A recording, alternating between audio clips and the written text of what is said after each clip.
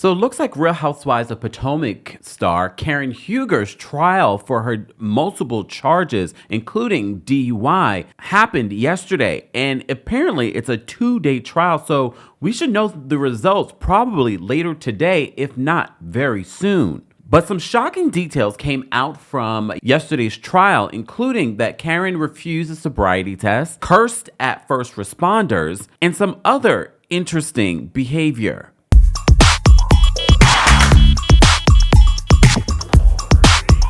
Welcome back to the Kempire channel, your number one source for pop culture news and music, entertainment, reality TV, and so much more. As always, be sure to like this video, subscribe to the channel, and hit that notification bell so you never miss out on breaking news when we go live or when we upload.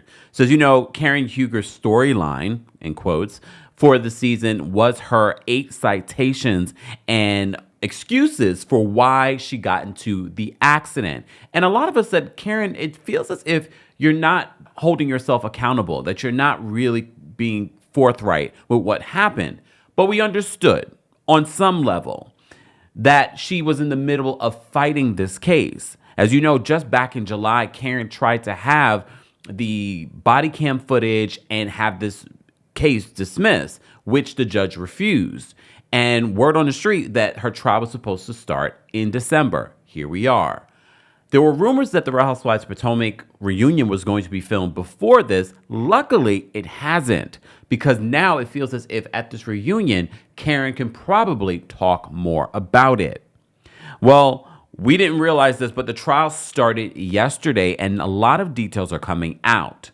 Accusations of drunk driving. Potomac cast member Karen Huger is in court facing 8 charges. We first reported on her case in March when authorities say Huger crashed her Maserati in Potomac.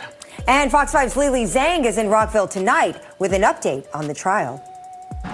Since March, defense attorneys for Karen Huger have tried to get her case dismissed. Today, at least 2 officers testified, putting in their own words what was previously described in court documents as, quote, uncooperative behavior from Huger the night she was arrested.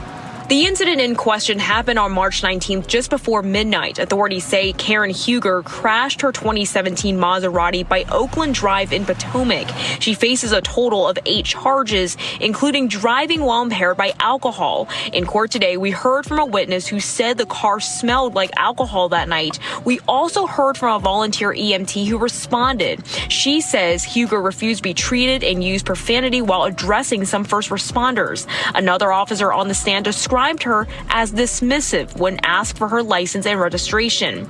This summer, Huger's attorneys tried to get the case dismissed. In this filing, they claimed evidence collected in this case was the result of an illegal search and seizure, adding she was never read her Miranda rights. Prosecutors, however, said some of her statements were made while medics were trying to treat her. A defense attorney not affiliated with this case says typically in Maryland, a DUI carries up to 12 months in prison. For DWIs, it's a max of 60 days.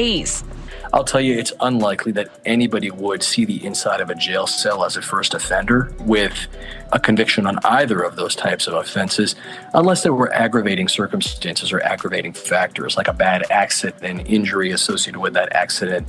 Now, that same attorney you just heard from says body camera videos can be critical in a case like this. Some videos were played today in court for this jury. This trial is expected to last 2 days. Guys. Washington, D.C., the Kempire After Dark live experience is returning to Washington, D.C. on Friday, January 24th at Union Stage. We're going to be talking about hot topics like Karen Huger and her DUI, but also the Diddler, Jay-Z, and so many other hot topics. And if you're in New York City, we'll be coming back to New York City on Friday, February 21st for Black History Month. Make sure you get your tickets. We'll be back at Green Room 42, and there is also a live stream option. All the information for both shows and the live stream link will be available in the description. I'll see you guys soon. So here's the thing. They didn't include this in their report, but we know as fans of Real Housewives of Potomac that this is Karen's 2nd DUI.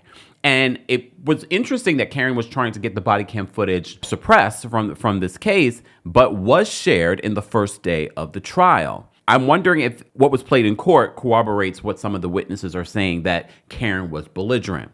But our friends over at Reality Rundown has some of the details that played out in court that I wanted to go through with you guys. So shout out to them. Make sure you follow them on Twitter and on Instagram. So they write this in regards to what went down yesterday during Karen's trial. They said witnesses, including a volunteer EMT, that's important to note, and police officers testified that Huger refused treatment, appeared intoxicated, and used profanity toward the first responders. Mind you, these are people that are trying to help her, not just the police officers. People are trying to help her because remember, she got into an accident. But she says that they say that she was being belligerent. They say that body cam footage shown in court captured Huger slurring her speech, cursing at officers, and refusing a breathalyzer and field sobriety test. So for all the people that say, Karen can't say anything, she's fighting this case, we understand that. However, she's making it seem throughout the season of Potomac that she was distraught because of her life with Ray, losing her parents. She left out the most important details. Were you inebriated? The EMT testified, the volunteer EMT testified that Huger told them to F off and go F yourselves on more than one occasion. Oh, she sounds sober to me. However, she would also compliment a female firefighter a few minutes later. They continue to say the body camera was worn by an officer who arrested Huger. He's heard on camera telling her that she was, quote, hammered as she appeared to slur her speech in the cruiser. This is BS, but she says the actual word. Huger is heard saying, I hate you. You know that? According to a motion filed in July, attorneys for Huger tried to get the case dismissed by claiming that the evidence collected was a result of illegal search and seizure, which we reported. In response, prosecutors filed a motion stating that some of the statements made by Huger were made while medical professionals were trying to treat her, not during a custodial interrogation. The trial is expected to last 2 days. So this is part of the reason why I told you guys, I'm sure that we'll probably have another update in regards to this, because it will be interesting to see what the jury will decide. But the evidence against Karen, even back when we first heard about this and we heard about alcohol found in the car, her slurring her speech, smelling of alcohol, and everything that she was saying even after in her statement, basically making, I had a dinner with a friend and we were talking about my parents. And look, driving distracted, driving distraught should also be against the law because you are impaired by your emotions. But based on what the details of the investigation were saying, no, you were more than impaired by your emotions. You were impaired by alcohol. And I feel like it's so irresponsible to try and make it about Ray or try to make it about your grief. And maybe those things played a part,